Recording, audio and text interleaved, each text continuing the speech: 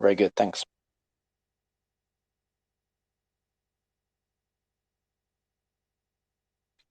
Just to let you know that we're going live now on YouTube, so you can start when you're ready. Very good, thanks.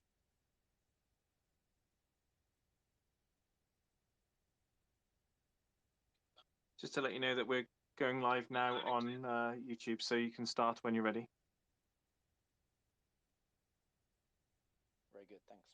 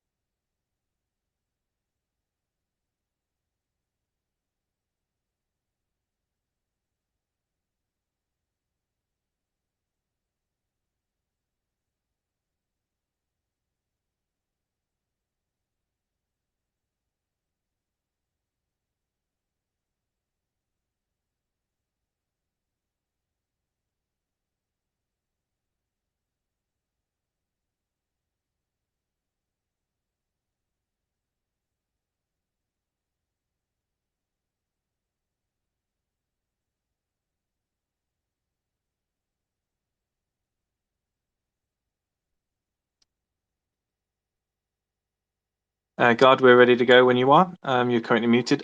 Guys, remember, if you want to ask any questions, just simply request to speak.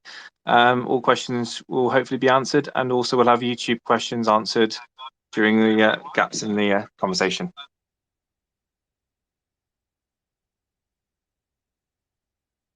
Thank you everybody for joining us here on YouTube. It's a new experience for me. I have done quite a lot of these AMAs in the past, but they've all been in our Telegram group so far. I'm very excited to welcome you all to this Twitter one, and also to YouTube. Jason will be handing over the questions on YouTube, and I will be taking the questions here on Twitter as long as I can work out how to do that. People who already know me and about me will know that I'm not the most technically advanced person when it comes to these sorts of things. I'm actually I've never actually had a Twitter account before this, so it's all somewhat new. But if you just bear with me, then I will try to get your questions answered when I can. Right. So with that in mind, I realize that this is now a new space for us to do these things. So we may have some new listeners joining in. So it's probably good to do a little introduction, and I'll probably do this again next time we have or something like this next time we have an AMA here on Twitter.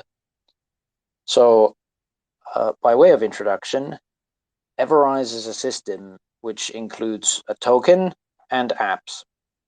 The token is called Rise or EverRise, and it's a trailblazer in that it has the first so-called buyback system or buyback function that Titan, our developer, invented. Plenty of other tokens and plenty of other projects have copied it and have copied the concept as well, but he is the originator of it. What this means is that every transaction in Rise, so in the EverRise token, will store 6% of the BNB or the Binance coin that's used for that transaction into a cash reserve, and this cash reserve is then used to collateralize the Rise token itself. So effectively, what it means is that whenever somebody buys or sells or transfers Rise, the contract will take a little bit of that and then trade it to the Binance coin, and then the Binance coin is stored in the contract, which means that it can then be used to it can then be pumped back into the liquidity pool, which essentially has this kind of price stabilizing function. It creates, like I said, price stability, and makes Rise a fantastic token to securitize other token projects with. And of course, since the Rise contract includes a kind of compounding rewards system, whereby you hold tokens and you get rewarded for holding them, by more tokens, which then of course means that you have more tokens and you will get more rewards in the future. Given that that is part of the contract, it is also the perfect token for a kind of reserve deposit system in crypto. And it's that same system that stabilized the many kinds of private money in the legacy financial system back in the 1700s and 1800s, if you want to go that far. So that's the system. It is not as such a currency that is intended to be used as a payment method.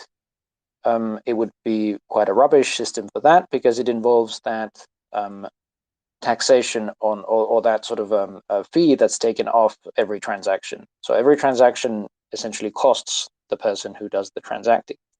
So it's not a fantastic currency, and it's not intended to be used as a payment method directly. It is more of a system of a collateralized token that can itself be used to collateralize other projects and value transfers.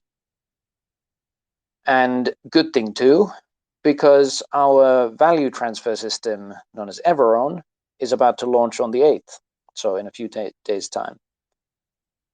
This is an app which allows you to give ownership or give up ownership rather, of a smart contract into the blockchain. This sort of thing, of course, can already be done, but what's novel about it is that the people who hold tokens which are associated with that smart contract can vote to reclaim the contract or to transfer it to somebody else. So what it means is that you can both transfer the ownership of a contract to the blockchain so that it's not held by an individual person who could make changes to it, but the changes can still be made later if the developer or whoever manages to convince the holders of the token to essentially give him access to it. So they will vote and the developer gets access to it. What that means is, since a smart contract can hold significant value, so for example, our own smart contract currently holds over 2 million in dollar value, but it's held in the Binance coin. It holds over 2 million in reserves, which is used for this collateralization process. And given that a smart contract is perfectly able to do that, this transfer system, EverOwn, can be used for all kinds of trustless transfers of value or data. So for example, if we wanted to transfer our contract over to somebody else, if we wanted to say sell the system that we have created, then we would probably use EverOwn for it. It can also be, this EverOwn app can also be used to transfer the ownership of a token project's own contract, such as our own contract, to the community. So that if let's say the Doge contract was given over to EverOwn, I mean, of course, once we get our Ethereum bridge going, it would be the Doge holders who get to decide when the contract is reclaimed and when changes can be made to it. And if you've been following the space in crypto, then you will know what a problem it is if a contract is completely renounced and cannot be taken back, because it means no changes can be made to it. You may have heard of things like the Ethereum forks, the various, the London fork or whatever. And, these are all designed to resolve these kinds of problems. And perhaps I will leave it with that. So that's how the system works currently. We have a bunch of other apps coming up later. The one that we now have, as a sort of ready to roll is EverOwn, and of course the EverRise token. So those are the parts of our system which are currently operational. And with that, I invite your questions.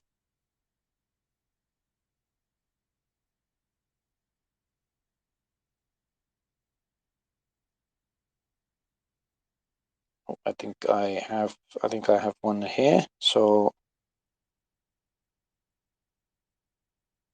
Karen? you're free to ask your question, please. Yes, hello, Guard. How you doing? Hi, Garen. I'm okay. How are you? Good, good, thank you. An easy question to get you started. What is the advantage between the strategic buyback versus 1 what? second. Sorry. God, could you just mute your microphone whilst Garen's speaking?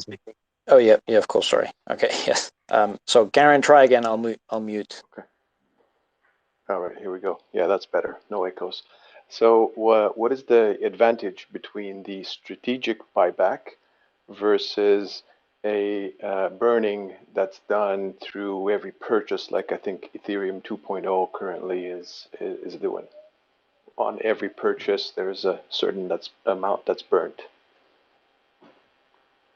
Well, so both of those, I'll start off by saying that both of those would constitute what's known as a true burn. So that means that the actual value is going into the token, and the tokens are being bought off the market, which means that this actually has an impact on the value. There are these sort of false burn, which are not true burn systems, whereby people just kind of mint a bunch of tokens and then send half of them to a dead wallet. So both of those systems have that same advantage. The place where that, or the space where that starts to make a difference is ours is not a passive true burn like the one that you described with Ethereum. Ours is we get to decide when to do the burning, and also that means that we get to decide, of course, what would be what would be a good point in the chart or in the price development of the Rise token to affect this burn. So essentially, we get to decide when we want to buy back some of the tokens off the market, which has this impact of stabilizing the price. So that's the real benefit of using this sort of buyback system, in comparison to the otherwise excellent system that you were describing there, which is that we can actively affect changes in the price. But thank you very much for that question, Garen. Thank you. And if anybody else has a question, I'm more than happy to let you ask them. If not, then Jason might have some from our YouTube audience, but more than happy to give the floor if anybody wants it. I think you'll have to ask for permission from me, and I'll have to work out how to give you that permission. But this is a problem between the computer and the seat. So I'll be sure to figure it out how it works. So please, if you have any questions, I'm more than happy to answer them. There is a question. God, there's a question from YouTube from Steve McDonald. He's saying, what future plans, if any, would we have to enhance the buyback system?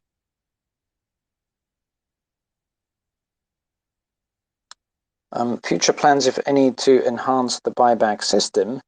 Well, one of the major things about the buyback system is that we need to ensure that the reserve that's available to be used for the buybacks is sufficiently healthy, and that it stays at a sort of healthy level.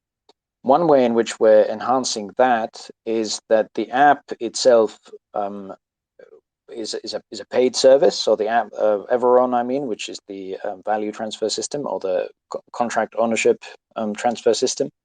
So that's a paid service, and a portion of the money that projects or anyone who wants to do a transfer, portion of that money goes into the reserve liquidity pool.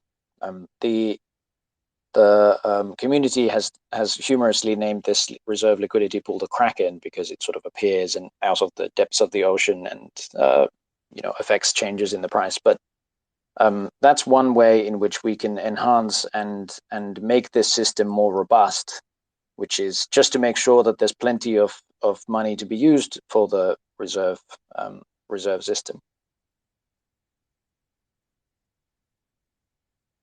But thank you very much for that YouTube question. And if anybody else has any, I'm all ears.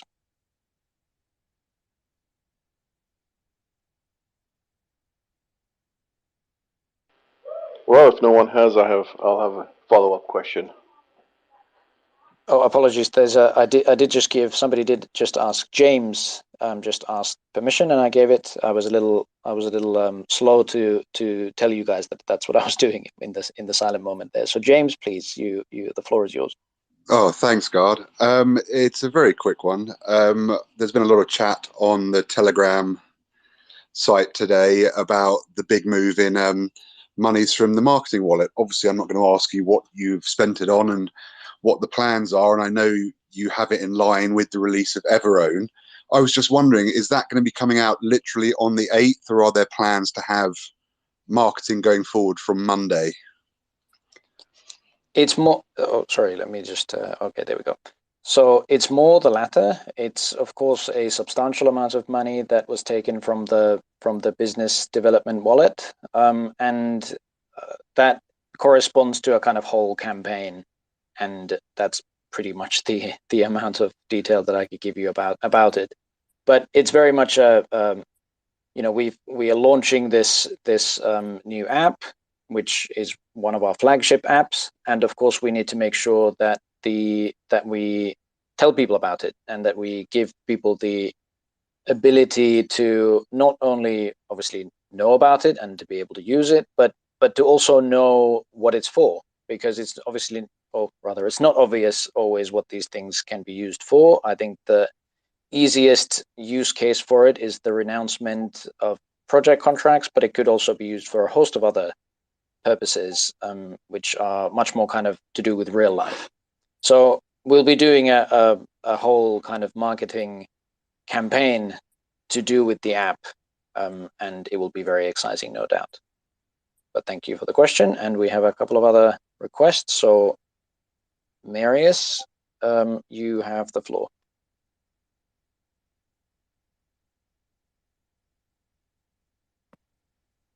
Hi, God. Can I ask a question, please? Yes, of course, and I think I know who Marius is from our community. But yeah, but yes, please go ahead. Yes, that's what's up. I think I have two questions. We established that projects onboarding, they will have to buy 100 billion in Rise, and if they wish, they can sell it basically as well. So my question would be, what if someone, a project dev does it, and half a year later, he wants to reclaim that contract, initiates a vote, or wants to initiate a vote, how much Rise would he have to hold? Would he have to hold the amount of Rise which then is required for new projects to onboard EverOwn? Because, in half a year, let's say if Rise goes times 10 or 20 or whatever, maybe that project can't afford to ever get their contract back. So my question would be basically, if a project would decide to sell a Rise, how much would later cost them to, or how much would they have to hold? Well, thank you, Marius. It's a really excellent question. This is, of course, all part of the system that we're designing. So as a project has to now hold that 100 billion Rise to be able to use the app, that is then the amount that the amount of Rise that they kind of have as a reserve for their own project. If they ever want to use EverOwn again, then they will still have to use that same amount, unless we change the requirements. So which is a part of your question, but I'll get to that in a minute. So what that means is it is beneficial for a project who's joining in this very early phase to hold the Rise tokens for as long as they possibly can, because that, of course, means that they then don't have to buy it later. It also means that they don't have to, if they sell and then buy again, then they have to pay that transfer tax.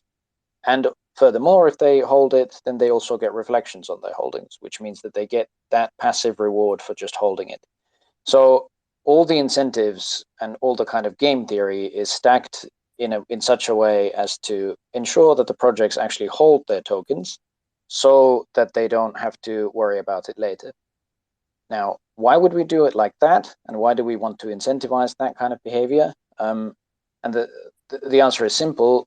We and the Rise token as part of our system is there to create that kind of stability. So if somebody buys 100 billion worth of RISE today, and then it explodes in value, and it's worth 1,000 times what it was today, then that project now has a huge cash reserve that they can use to, if need be, they can rescue their own project with it. So if they really need it, then they can, take back ownership of the contract, sell the RISE, make their changes, hire their developers and whatnot, and then if they want to, then they can use EverOwn again.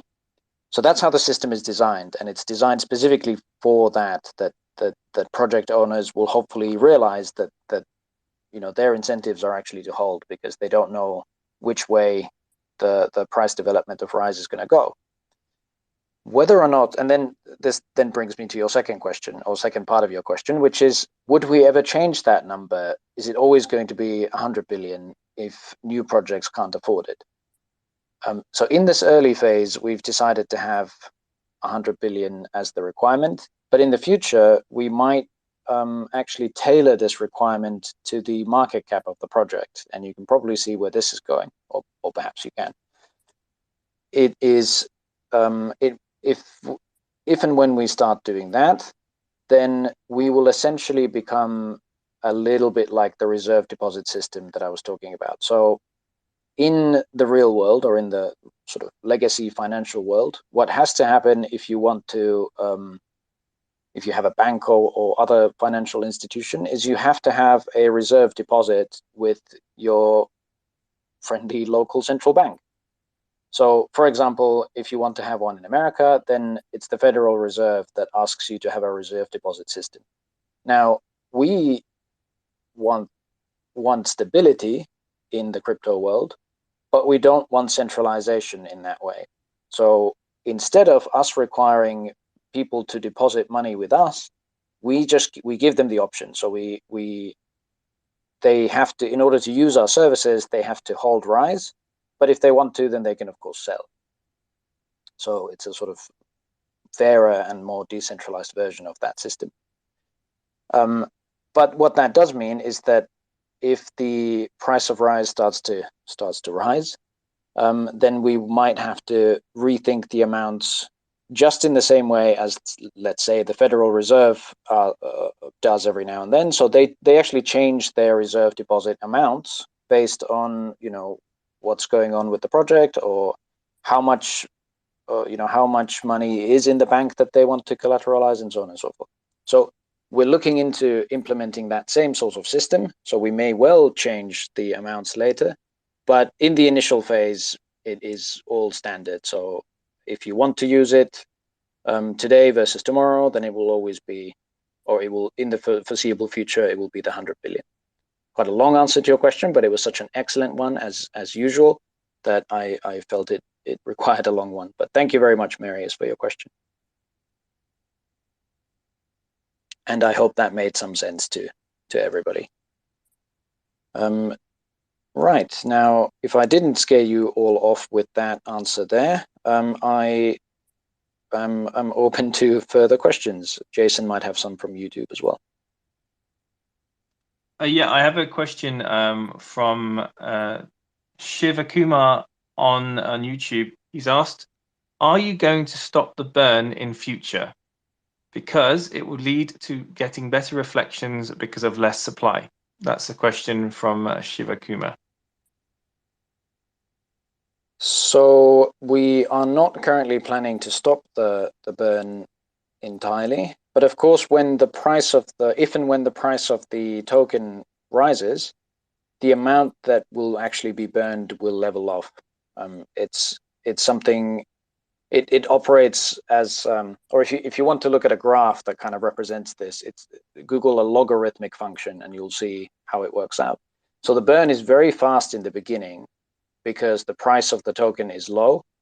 If the price starts to go up, then the amount burned per each sort of purchase or each buyback will kind of level off in like a reverse hockey stick formation. So I invite you to Google that shape, and you'll see what I mean. So it's a logarithmic function. I should also point out that the kind of reasoning of that, or as regards the reasoning of that, of course as the value of the token rises, or if it rises, then you may not get as large amounts in Rise tokens in your reflection, so in your sort of passive rewards. But of course, the value of each Rise token is greater. So if you today got 1 million and then 2 years from now you only get 100, then it's actually just a reflection of the fact that the value of those 100 tokens is greater. So you'll still be getting your passive rewards, and everything should be fine in that regard. So that alone is not a reason for us to stop the reflections, or sorry, stop the burning. And we have another question from Prijomoj. I am not at all confident that I'm saying that in a way that isn't a complete, an awful version of saying it, but go ahead, please. So my question is, for example, I want to hold Rise and I don't want to sell it soon. Will it possible be in future some kind of special, like staking place for the Rise, so you can get even higher rewards? Well, we don't currently plan on doing a kind of staking system. There are all sorts of problems associated with staking that we are not confident outweigh the benefits of it. But we'll certainly look into it. But that's the in our own kind of native token, we're not planning that.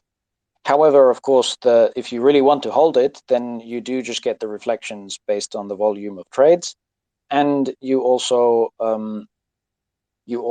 have to pay those transfer taxes or the transfer duties whenever you do it. So the incentives are kind of in your corner if you want to hold it. This also means, by the way, that you don't have to worry about something called impermanent loss, which is if you lock your tokens away, if you're going to stake them and you lock your tokens away, then you may be getting your passive rewards for the duration that you have them locked away. But if the value of the tokens changes in that time, then you might suffer a loss, even though you got your passive rewards. So the way we have it set up with the reward system is better for the holders because it gives you more choices than staking. But we'll certainly look into it, and we're just currently not convinced that the benefits of it outweigh the costs. Gard, very quickly on that. Yes, please. It is worth just mentioning also that even though we're not looking at it personally, we have recently formed a partnership with another project who is offering staking with EverRise, and that's Safe Earn. So if you do want to stake, that is an option for you, if that's what you want. Yeah, that's right. So in our own system, we're not planning to do that, but Safe Earn does support our token. So which other token or platform will provide staking for EverRise? I'm not really sure I heard that question, but so we don't do it. But if you want to get passive rewards in Rise and you want to do that sort of thing, then there is another token project called Safe Earn, which we are partners with, and they have the option of having your rewards transferred to you in EverRise. Okay, so Safe Earn is the name. Yes, the project is called Safe Earn. But yeah, you've got any other questions?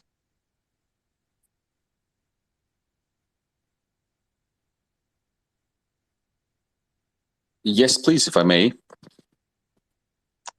Go ahead, Marius. Yes, basically we're talking on the voice chat early on with regards to rewarding holders who sort of hold. Is probably a similar question to the staking one, but in a different way. Would you consider people like giveaways and stuff like that? Would you consider let's say, to have such a giveaway, such as for those who hold, let's say, at least 50 or 100 billion of Rise for at least a half a year, Then after half a year, we will, or a year or something like that, we will give away. First prize is a house, second one is a Harley, and 50 a smaller prize, something like that. Would that be something you would consider, like giving away like physical prizes? Of course, it would sort of leave the Rise ecosystem. Maybe it's not the best idea. And the other idea would be like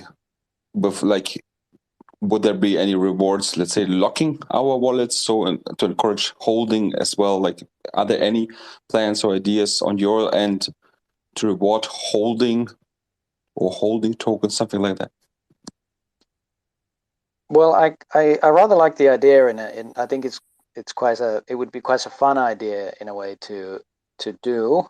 So perhaps we'll consider, I mean your first idea, which is, if you win the holding contest and you can of course prove it by your wallet transactions, then we might perhaps give you something. We're not actively planning that, but I'm just sort of chewing on the idea here, and it certainly sounds like a fun one. But it's not currently in the plan, but I do kind of like it in a way. What we do want to make sure though is that since we have this passive reward system anyway, and it rewards you for holding already, we don't want to kind of lock people's investments.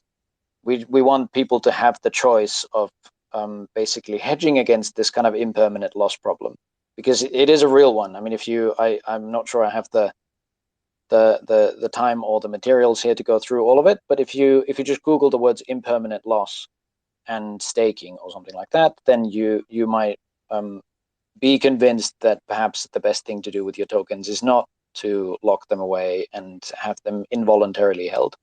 So we want to give people or preserve the option for people to hold, but we also want to preserve the option for people to sell, and so that's why we don't currently offer those sorts of options. We'll consider them though. I think that's quite a fun idea, that maybe we might, if we just find the most diamond-handed holder in the world, like the DVF of EverRise, then we would of course like to do something like that, but we'll have to think of a good way to do it.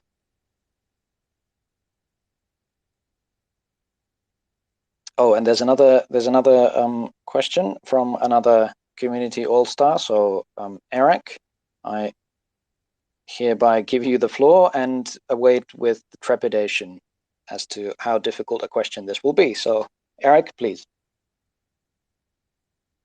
I hope you can hear me. I have a question in regards to the attractiveness of EverRise to institutional money. I think I asked the question last time, and one of your words was basically if everyone could be seen as a bill of exchange. So I have like 3 questions regarding that. So the first one would be, how could EverOwn be used as a bill of exchange? Oops, sorry, I was trying to write down. I was expecting all the 3 questions to come at once, and I was trying to write them down. But yes, here we are.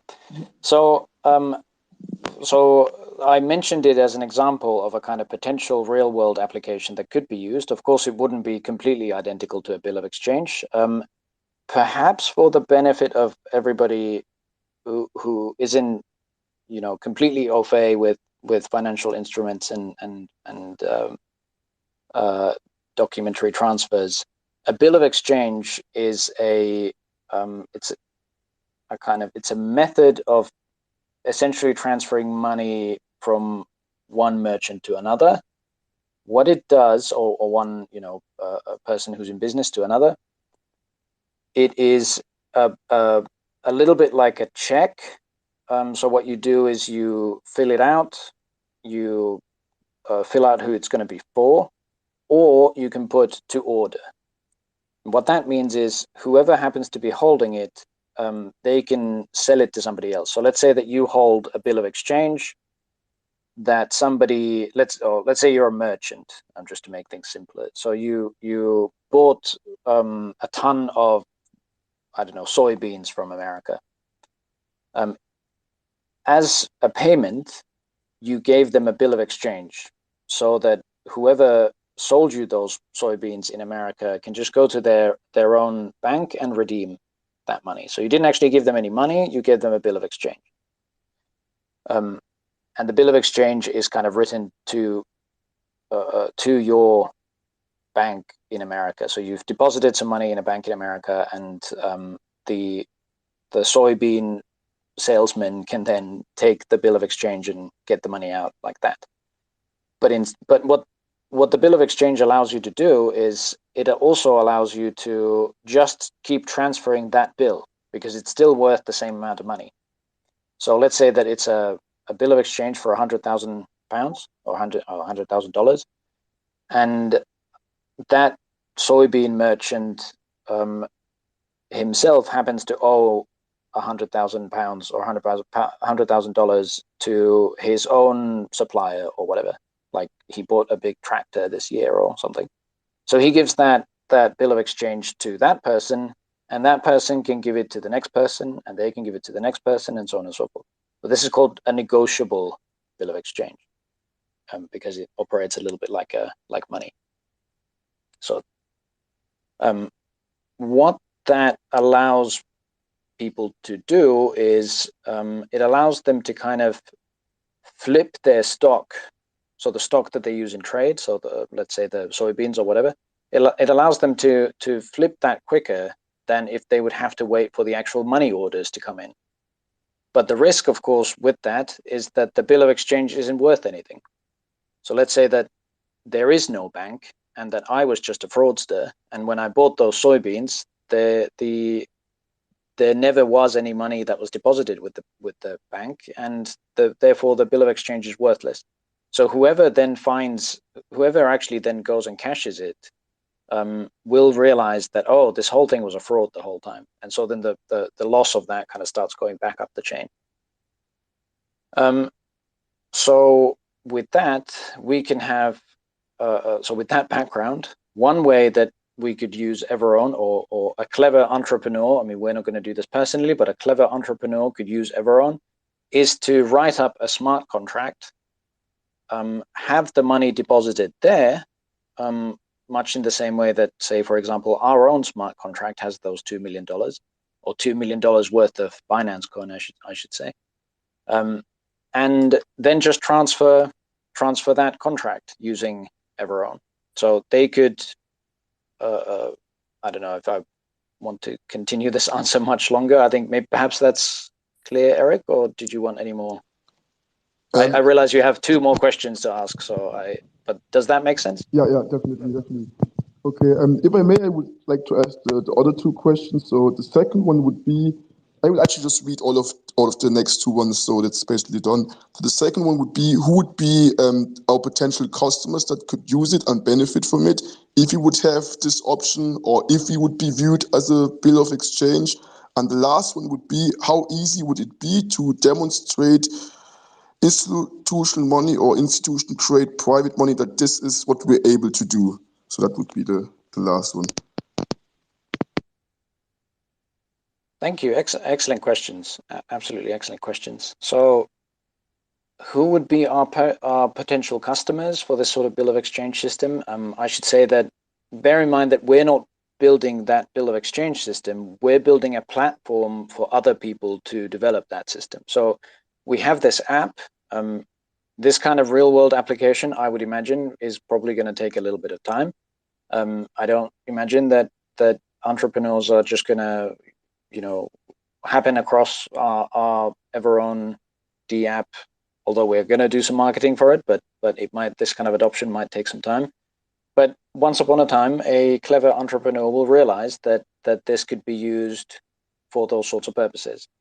And it's actually that business that would be our customer. So because they would be the people who actually use EverOwn for this kind of purpose. A potential customer for that sort of thing would be like a shipping company, or somebody that engages in a lot of trade. I know that there are companies out there, shipping companies, for example, which are looking for ways to develop blockchain-based bills of exchange and bills of lading. So, for example, Maersk, I think it's a Norwegian shipping company, I know that they're looking into this. I think the Chinese government might also be doing something like that, but I'm not 100% sure on it. So yeah, so the point is that people are looking into these sorts of things, and we happen to have technology to make it happen. Not saying that it's necessarily going to happen. You people who've heard me in the Telegram group and in our own community will know that I like to put caveats on everything, but this is one of those big ones, which is that, you know, I can't tell you that this is going to happen tomorrow, because it's not even something that we are personally planning to do. It's just we're building the technology, and if somebody wants to use it in that way, then we would give them any assistance that we can. Right, so that answers your second question, which is who would be the potential customers. Thirdly, and this is rather more difficult, you know, how would we demonstrate this ability to institutional money? I think there's a number of problems with that. The first one is that, you know, institutional investors are still a little bit asleep on blockchain technology. So if we could sort of get their interest, so that's the big problem at first, is if we can kind of get in through the door and show that you can actually do this kind of stuff with blockchain technology, then that's sort of hurdle number one crossed.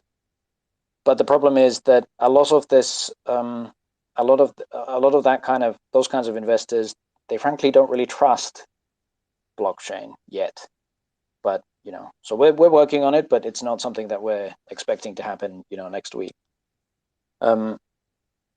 After that, the problem then becomes, how do you actually show that it works?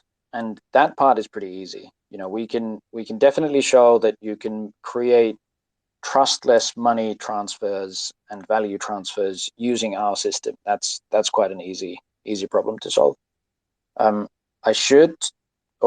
can sort of tell you that we're tentatively looking into building partnerships like this, so that we do have access to some financial professionals, and some of those people we might be interested in hiring as consultants, so that they could, or on a consultancy basis, so that those people could then essentially tell us how to approach institutional money in the right way, that they might invest in the project. But there's no easy answer to that. It's just, we'll just have to wait and see how it happens. And if the overall level of confidence that people have on crypto and on the Binance Smart Chain, if that overall level increases, then I think we should be in a much better place to do that. But that's why we're starting with Binance Smart Chain projects and not going straight for the real life applications, which we're sort of tentatively planning. Oh goodness, that was a lot of stuff there. Thank you, Eric, for your ever more challenging questions. But they are a joy to answer. So thank you very much. Now, if anybody else would have a question that they'd like to ask, or Jason might have some from YouTube.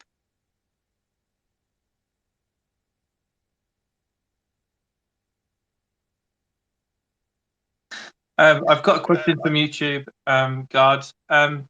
Jason on YouTube says, can a developer using the same wallet holding 100 billion of RISE today use the same 100 billion RISE to apply for a EverOwn later? So I'm assuming he means launching a new project with the same holdings.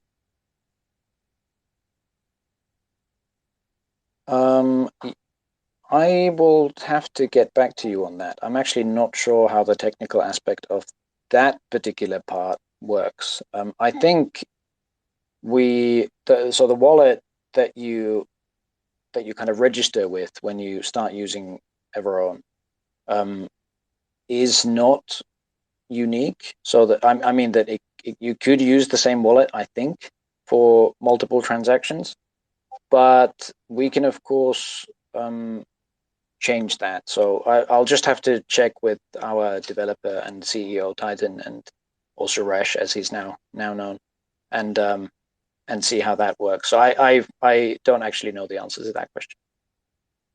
Thank you. I've got one follow-up question as well from Bishop, who's watching on YouTube, is asking, will those entrepreneurs, so in time using the app, EverOwn, would they have to pay the 24 BNB per use case, or will we be able to use EverOwn for a bill of exchange that has the value of less than the 24 BNB? So moving forward, for people that want to do, entrepreneurs that want to actually use the app for other use cases.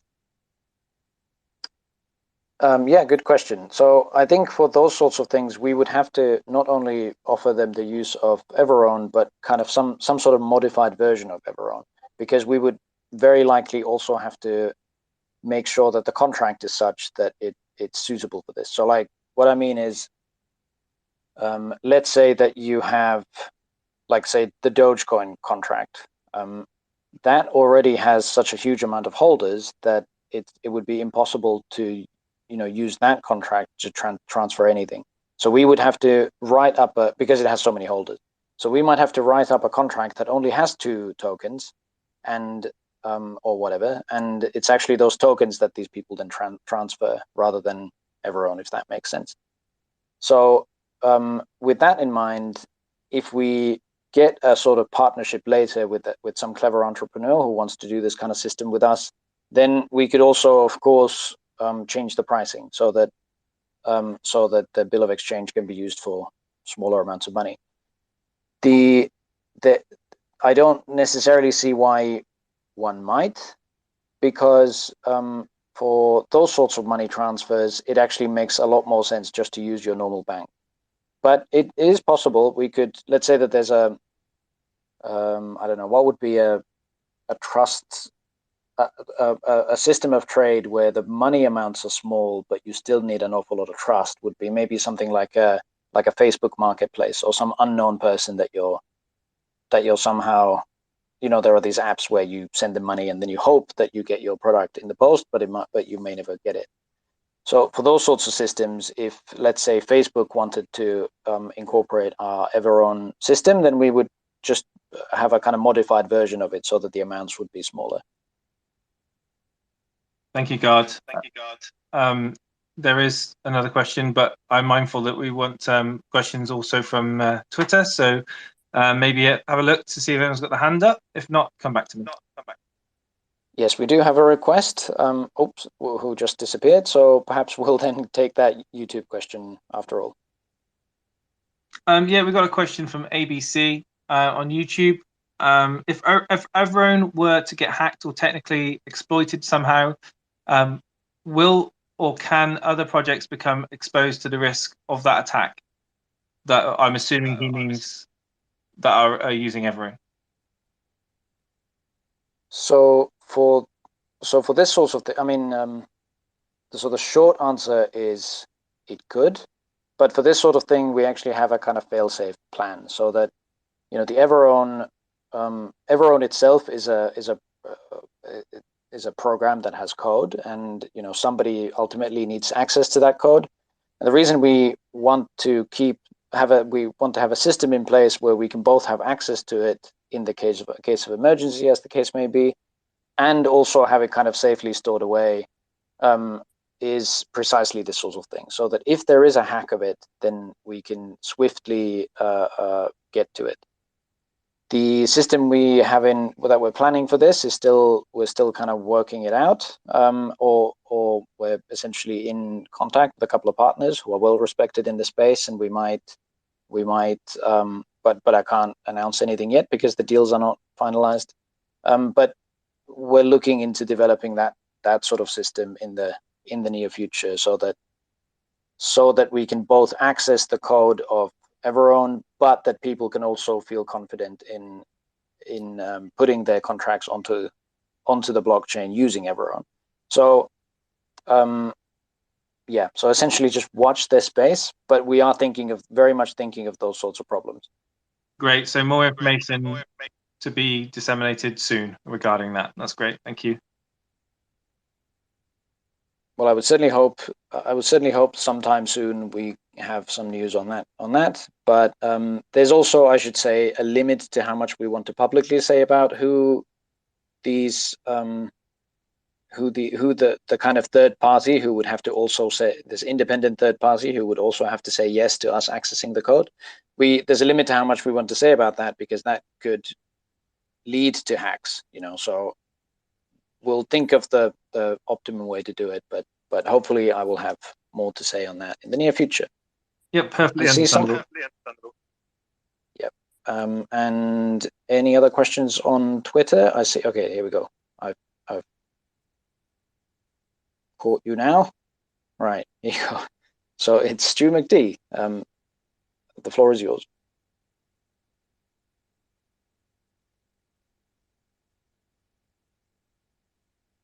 Or not, as the case may be. Stu, is it? Yes, can you hear me now? Yes. Fantastic. Good evening. I have potentially 3 questions. I was going to outdo Eric, but then I didn't want to embarrass him, so I thought I'll just stick to 3 questions. The first question is probably a simple one. I think some of the community has been talking about the marketing wallet. Maybe just touch on that and explain, I presume, maybe I'll answer my own question and save you the time. The marketing wallet transaction is going to marketing, funnily enough. But if you've got anything else to add on to that, it'd be interesting to know. And just around, if you could provide, it's either an update or the advantages for people who maybe haven't heard you speak about the incorporation and setting up a business and beginning to shift away from that Binance project business hierarchy into a formal corporate hierarchy. I have a third question. See how we get on. Thank you. Excellent questions. So I touched on the marketing wallet point a little bit earlier. As you rightly point out, it is for marketing. We moved what I should say first is, just so that everybody's clear on this, I know that it's colloquially known as the marketing wallet, but it's actually the formal name of it is the Business Development and Sustainability Wallet. So it is actually used for more than just that. It is not unusual to see quite large transfers, which are then kept in reserve for smaller transfers. So I can't say anything specific about that one big transfer that has caused some eyebrows to be raised.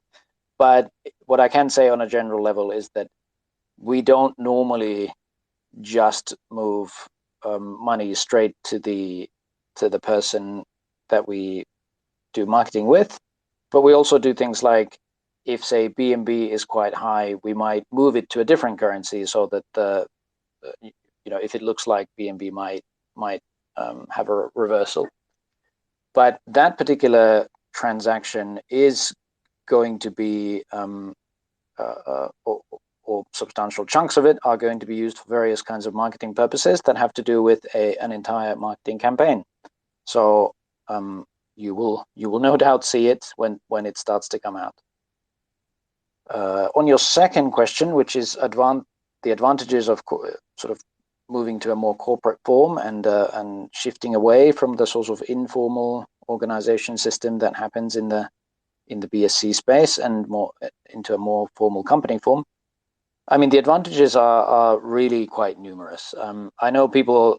It's a good question because it gives me the opportunity to, in a way, to justify to the few doubting Thomases out there that this is that it really is a good thing that we do this.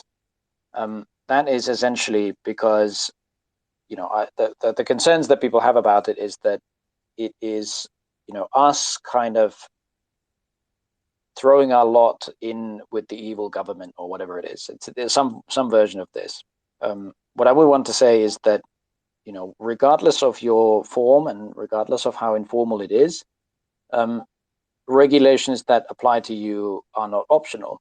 So that's why we want to make sure that everything is kind of nice and neat, and that we can have the corporate form be the kind of nexus of our interactions with regulatory bodies and various other government agencies.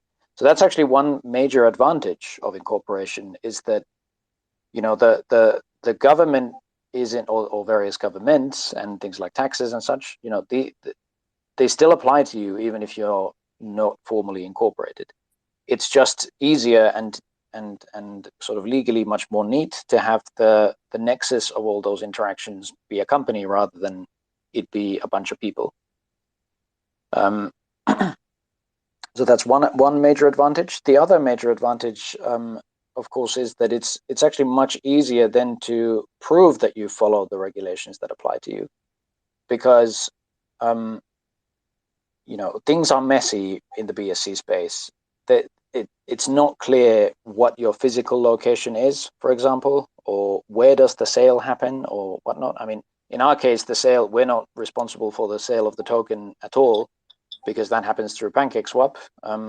So that technically occurs wherever PancakeSwap is based. But we are about to do a bunch of sales of our own product, and so we have to be able to show where do those sales physically happen. And with a choice of jurisdictions, we have come up with a good one for that sort of thing.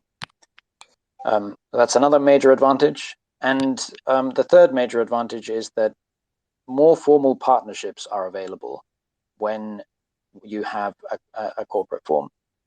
So a lot of partners, a lot of the partners that we have approached, essentially say or have said in the past, basically that they will need to see the formal documents that pertain to our business, because there is always the possibility that BSC projects just aren't what they say they are.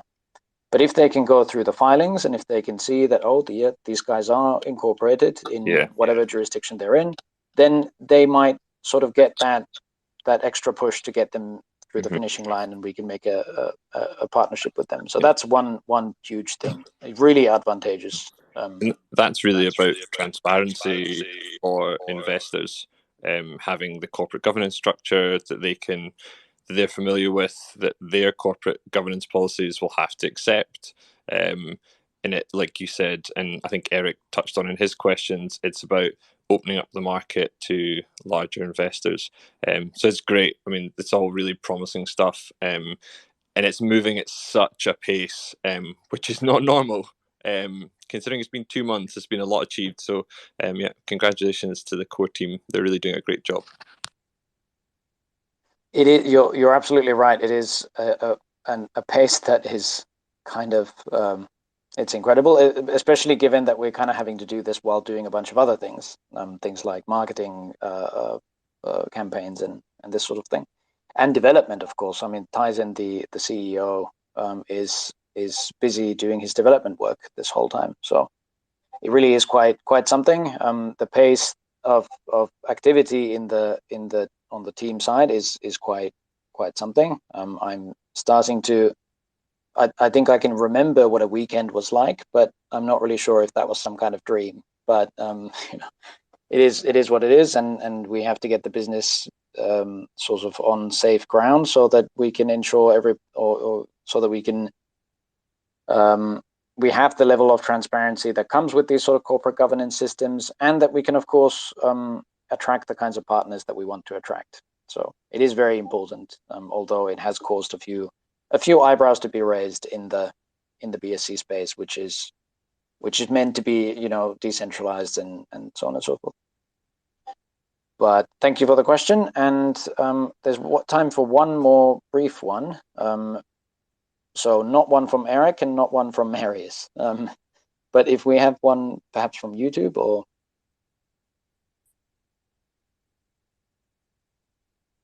not, as the case may be. Jason, do you have a question on YouTube, or does anybody here want to ask a question? Stand by. Let's have a look. A lot of them are talking amongst each other at the moment on YouTube. All right, very good. I think that sort of thing does tend to happen when people just kind of can't. I sometimes fear that my answers are a little too long for people, but I do like to get to the bottom of things. There's the usual questions of such like exchanges, when would we be listed on large exchanges, and also the question of prospective predictions on price. But obviously we try to not go down the line of predicting price, but I think Gard could probably very quickly explain tier 1 exchanges and where we are with that on our journey as a project? Yeah, sure. Yeah, that's actually quite a good question, although it's one that gets asked so many times that it is that it gets a little difficult to answer it. Although I do know that it's always a different person who asks it. It's just that from our point of view, it's always the same person who answers them. So it's a little difficult. But here's a sort of brief answer to that question. So our token is not very well suited for the system that exchanges have when it comes to their trading, and that's because those exchanges don't normally. I mean, the simple way to put it is that those exchanges don't normally actually trade the token itself, but what they do is they set up their own kind of pool of tokens, which is just kind of held in reserve and not really traded into or out of. The reserve is there if people who supposedly hold tokens within the exchange ever want to take their tokens out. And so what they do is they essentially sell you what would in the financial world be called derivatives of the actual token. So what they sell you is like a promise to give you a token, and then or a promise to take the token that you hold. So they don't actually trade our tokens directly, and so I think people have perhaps a slightly misled impression of how much price action happens when you list on an exchange. Now, the exception to that is, of course, these huge exchanges like or leading exchanges like Binance or something. And the great advantage of those is not directly that they cause a lot of volume to come through our own, PancakeSwap liquidity pool, but that they just create so much awareness of the project. So if somebody sees something on Binance, they might think, oh, that project must be great or really huge or whatever, and they might start trading that way. We are working on securing a couple of sort of tier 1 exchange deals for that purpose, but we're not actively looking to partner with other exchanges for a number of reasons. But one of them is that we don't want to that before we're ready for it, we don't want to create kind of secondary trading markets in our own token that we might be held responsible for. If we make the deal with the exchange directly, then it might be viewed as us trying to push our own token onto a certain kind of market, and we may not want to do that for a number of kind of regulatory reasons. What has happened before is that an exchange has just set up their own trading of our token. So they've just, without asking us, they've just taken some, or they've just bought some of our tokens and they've made their own little liquidity pool with it, and then they've just started trading and kind of told us afterwards that this is what happened. For example, Hotbit was like this. It was a complete surprise to all of us that they listed us. But anyway, so that's the kind of main reason for the perceived inactivity on the exchanges part. We are working on these sort of tier 1 exchange deals, but of course there's still quite some way to get there. Binance doesn't just list you if you send them an email. It takes quite a lot of discussion and quite a lot of the project has to be in a certain place and so on and so forth. So not an easy thing, but it's something that we're working on. Could I just ask a quick question, Gard? It was my third question that I didn't ask before, if you don't mind. Hopefully it'll be a quick one. As we move towards the official launch of EverOwn as a product, and we have clients onboarding, sometimes I see in the community almost, I don't know if it's just maybe a misconception around how these things work, or that suddenly there's going to be 200 to 300 projects that are going to be listed on EverOwn, and I just wonder if it's worth explaining that going over again. I think you did slightly when Eric's question is that there's lead times to these, and it's not a simple transaction. You're working with another project that's obviously very. Anyway, that's the question: is there any expectations, or can you provide a little bit of background on the sort of complexities of these agreements before they sign up into EverOwn? Because it's a lot of knowledge building, I guess, with the dev teams, because it's a new product. Yes, I mean, I almost can't really add to that. It's the question itself is so great that I almost don't need to add to it. But it really is quite a complex thing. It's a new product. People don't yet know it, and they don't really know how it works. We get quite, it's one thing, of course, for us to know the technicalities of it, but it's quite another to explain them to somebody who may not necessarily have the same level of either technical sophistication as Tyson does, or perhaps the same level of kind of background knowledge of the financial system that, for example, people like I might have. So there is a challenge involved in essentially convincing people that, or project leaders, that this is actually beneficial for them. Frankly, the easiest way that we've managed to approach this is just to explain to them that it's a trust building tool, so that if they put their contract on EverOwn, it means that their community will know that the developers of that project have trusted their own community to decide when the contract has to be taken back. But then, humorously enough, there was one project that was approached by one of our core team members who, in live on their own voice chat, no less, where the developer was essentially just saying that, people are too stupid and they will never vote for the contract to be given back when the developer really needs it, and therefore the developer, in his own argument, should hold on to it because the holders just can't be trusted to make that decision. It's these kinds of problems that we face when we have to, market this product to people. Is how do we convince people that their own holders are not stupid, and how do we convince to them that of the technical aspects of how it works, and so that they know that the contract isn't locked there forever, or that they won't that it's not just them giving up ownership to, for example, us, because they're not. And there's a bunch of challenges like that, and it is quite a difficult process in a lot of ways. It's definitely a generalization to say that the community wouldn't understand the changes or wouldn't give it back, because in this space, as a new space, there's obviously education to be done and a foundation of knowledge to be built, but that will come as the space grows, and people will become au fait with the terminology, and they will understand the technical functions of smart contracts, and people will learn. And if he's saying that now, in a year's time, it'll be highly unlikely that they'll be saying, or I would imagine, in my own opinion, that would be the same point of view that he's expressing now. Interesting. Thanks, God. Yeah, thanks. And it's perhaps fair to say that we also have some. So that particular developer who said those things, we also have some reservations about that.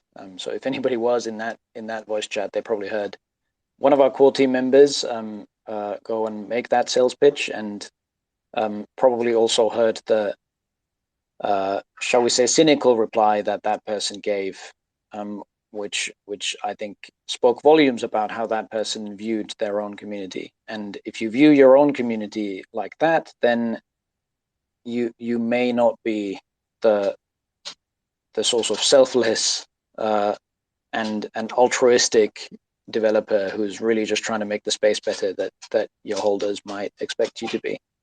So yeah, I mean, and just case in point, I mean, look at the people in our community and asking us questions. I do these AMAs quite often. We have people like Marius, and we have people like Eric, and we have people like yourself, Stu, and plenty of others who ask extremely good, sharp questions about how the technical aspects work and how the business side works and all sorts of things. And one thing I've certainly learned in my all of 1 month in this space as a team member is that people are smart, and they're much smarter than people realize, or that a lot of developers realize. And maybe that's a good note to finish on, because I'm continuously impressed by the kind of level of knowledge in our community and in other communities. It's only a shame that a lot of projects aren't transparent enough to give people the information that they would need to decide whether, you know, this or that project is actually legitimate or well-founded.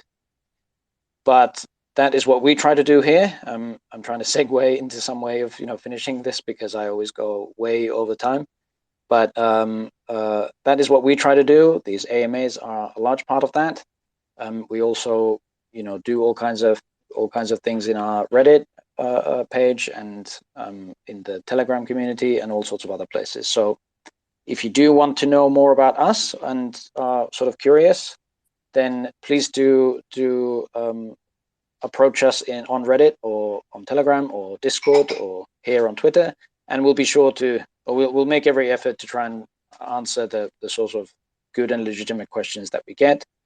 And please do also join in next time when I do my next AMA. I'm not quite sure when that will be. They're normally twice a week, but this time we might have to have a little pause, because things are so busy with the launch that we might have to just, I'll have to let you know when the next one is. But they're normally on Wednesdays and Saturdays. They may be a little less frequent in the coming weeks, but we'll get back to you on that. So thank you all very much. Thanks for listening. Thanks for your questions. Thank you all also on YouTube. And thank you, Jason, for you know, setting this up and doing the sort of technical aspects of it, and also for relaying the questions from our YouTube audience.